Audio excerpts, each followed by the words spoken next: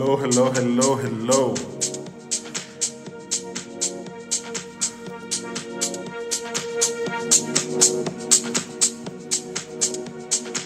The ANC government has had another bright idea. Yeah, they are increasing the VAT, value-added tax, or allegedly they are suggesting it. We're going to discuss that, why that's a bad idea. Stay tuned.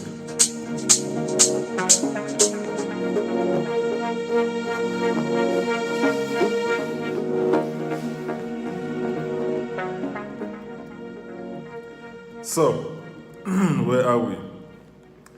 It's the time of the year in South Africa where the Treasury normally, at this time of the year,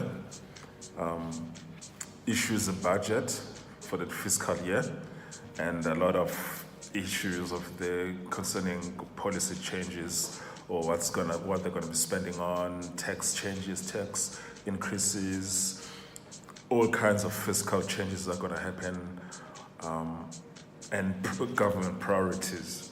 And one of the things that now, with this budget, it hasn't been released yet, but it was leaked, is that the ANC government is proposing to increase value-added tax from 15% to 17%. To my American friends who are wondering what is value-added tax is sales tax. I understand the UK uses the same system of VAT as we do, which I believe we inherited from the UK, but that's another story for another day. Why is this a bonehead idea? This is a bonehead idea because, firstly, the South African economy cannot afford any more contractionary policies. It just can't afford it. The economy is struggling. It's been struggling for the past 10 to 15 years. There is no rational explanation of anyone who has looked at the data in the past 10 years can justify why you would increase taxes of any kind, let alone VAT. So presently, this VAT increases has received universal condemnation. It has received condemnation from the EFF, which is a left-wing party, which is bemoaning the fact that this is a direct tax on inflation and net taxing of the poor, which is true, because VAT affects mostly foodstuffs for the poor, and the poor spend on average 50%, maybe 40 to 50% of their money goes to food. So it is absolutely punishing to poor people. And then it has also received condemnation from the Democratic Alliance, which I would say is a more of a center-right party. One would argue that it's a right-wing party, but I would say their policies are not far-right enough in my view. So I would say that they are probably center-right. They lean right. They are mostly a centrist party, to be honest, because they are left on. They are socially liberal and they are fiscally conservative in their in their policies. So they are mostly a centrist party with leanings towards the right on most policies except social policies. So they oppose it. They oppose it because they say it's gonna destroy the economy, which is true. It's absolutely true. These contractionary measures are just a bonehead idea. Why? I understand the NC government, the only thing that they think about is how we're going to raise more money, how we're going to make more money. But the problem with this is that how are you going to raise money on a shrinking economy? Don't you need to focus on growing this economy first? No. Also, is it not easy to raise money from an economy that is growing and making jobs so that you have more people to tax, as opposed to this shrinking tax base that South Africa currently has?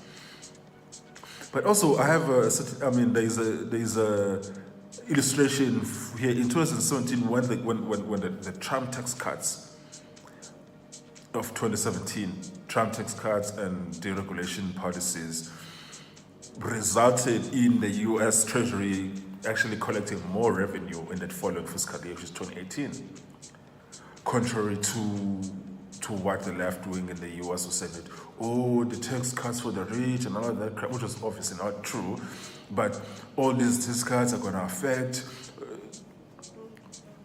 the poor, wada. Those tax cuts in the US actually resulted in one of the longest periods of prosperity right up until COVID-19 closed the US economy. And I think more than 10 million people were employed. Revenue went up.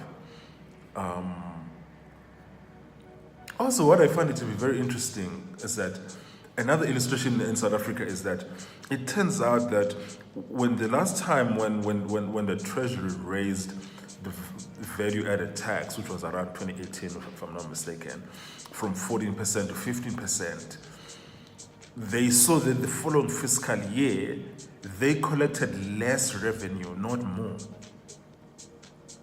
So if the idea is that by increasing taxes, the justification is that they need to raise money, but their evidence shows that last time they raised taxes, they actually raised less money as opposed to more money.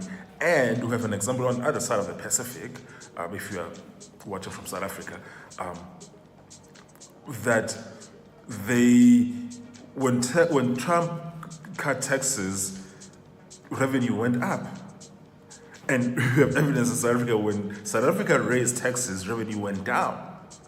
So really, I just want to know from my ANC friends and comrades, folks, whose idea was this? Whose idea was this? And I even turned, I read today that actually they have internal research in the South African Treasury that shows that increasing taxes in South Africa results in less revenue, not more. Not just certain anecdotal observation, but research now. And that their own research also shows that reducing taxes will bring in more revenue. So then the only conclusion that I can come to is that the only reason why they are raising taxes is because it is probably politically untenable for them to lower taxes, even though that's what they need to do.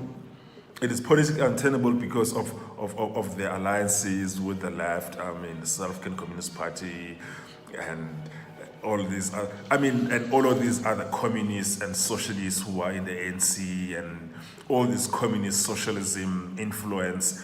It just makes it untenable. The ANC is so socialist and to a certain extent communist that they just can't help themselves when it comes to these things. So even when evidence shows that the right thing for them to do is to lower taxes across the board, they won't do it. Even if they have internal research that shows them that is what is needed. Well, yeah, folks, tell me, what do you think about this mess? Oh, Jehovah. But we'll see. Thoughts, please? Comments below. Let me know what you think.